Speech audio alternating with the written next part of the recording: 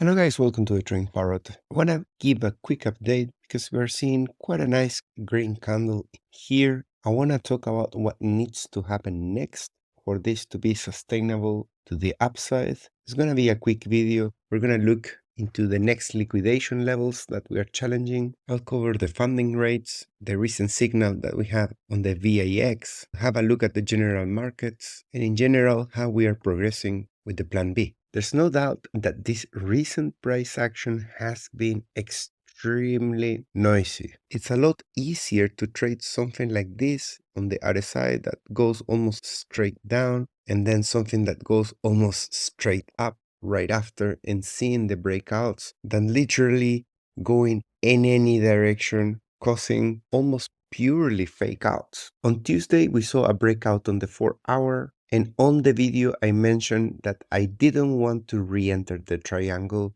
because that's considered re-entering the previous range. But on Twitter, as we re-entered the triangle, I corrected myself and I say that in fact, what we need is to hold the line below the triangle. That is the most important thing. And after that, we tested twice the lower line, and here we are once again the top of the triangle. But unfortunately, what we need to do now is to accommodate this line in here because this is a new resistance. Think about what happened in here when we broke out above this. Well, the right thing to do was to move it in here, and then we have this breakout. We came back inside, and now what we need to do is push it all the way here. This means that we are currently right below the resistance. Let's go to the price and let's see what that means. On the CPR, that makes a lot of sense. We have been below the pivots almost 90% of the month of August. And right now, as we approach it once again, we can see that the candle is slowing down immediately. We have a fair value gap here at 60.8, and it will be awesome if we only took the middle of the fair value gap, and right after that, we were to go straight for the pivots. We have a liquidation level here highlighted at 62.8 to 63, and I really want to see that we take it. That is right above this area where we started selling, and ultimately what we need is to take this, maybe bounce a little bit below because of the liquidations, but then very soon we need to go for the 65. It's fine if we go to 63 and then we retest the 61.5 as new support. That's also fine, and then we should go for the 65 straight away. We do have a big liquidation in here, and we have this liquidation at 54. If this attempt to break above the CPR fails, I will expect us to very quickly go to the 57.7, and if things get ugly, we could go to the 54. So I'm prepared to buy those levels in case we sold out, but hopefully we can start reclaiming that 65. On the daily, as I'm recording this video, you can see that we have completed the full target. When we were on the 7th of August and we were approaching this trend line, we talk about the top of the trend line just because this connects with this dot and it takes us around here. At some point we were speculating we were gonna get to 55, but since we spent so long going sideways in here, almost 2 weeks,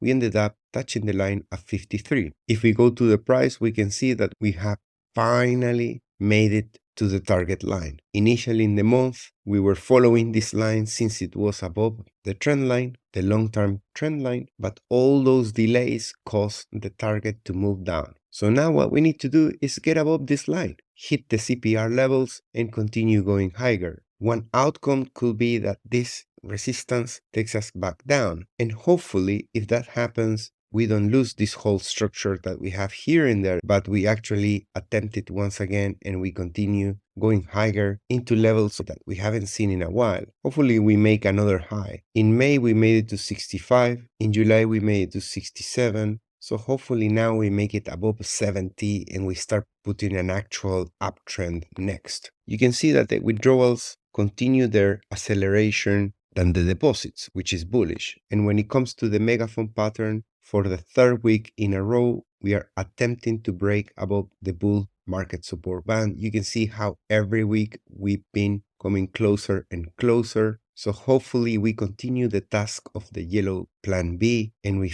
finally make it above 70K. It will be actually fair because we have seen so many bullish buy signals. In the past video, I covered most of them, but we have the MACD, we have the dollar index breaking down. This is a candle in progress for the weekly, but the RSI was telling us before that we were going to break down. Nasdaq is having the third week in a row in green, S&P as well, although the S&P is about to put a new all-time high. And even Nvidia is about to put a new all-time high. One thing to note is that even though the price is creeping up to the top, the RSI still hasn't put a new high, meaning that the channel on Nvidia is still to the downside. And I think this means that Nvidia has an expiry date for continuing with this exponential rally. The weekly is also looking very good. You can see that we are in progress here, forming a double bottom, and we are getting very close to a stochastic RSI bullish cross right after this one that turned up to become a fake out. All of this is still happening with the fear and greed index into the fear, which is awesome. This means that we are early. And I remind you that the VIX SPY has printed a B1 signal, just like it printed here in September of 2023. That one gave over 180% to the upside on Bitcoin. Funding rates continue to stay in the negative, and I think that is why the price is starting to punish all these excessive shorts that are counter trading what the big whales are doing. You can see here that the long-term holders since late July have been on a rally for accumulation, whereas the short-term holders keep selling. Now let's look into the liquidation levels. We are very close to liquidating a big chunk in here. We just need to move 2% higher from the top of this green candle, and we will be taking quite a big chunk. If we continue holding this 60K, 60.5K, that is going to increase our chances that right after we hit the 63, we might even continue to 65. And you can see that we have a long way to the top, full of areas of liquidation up until almost 67. So we have a recipe here to produce some sort of short squeeze. And then, of course, at the top, we have all the way from 70 to 74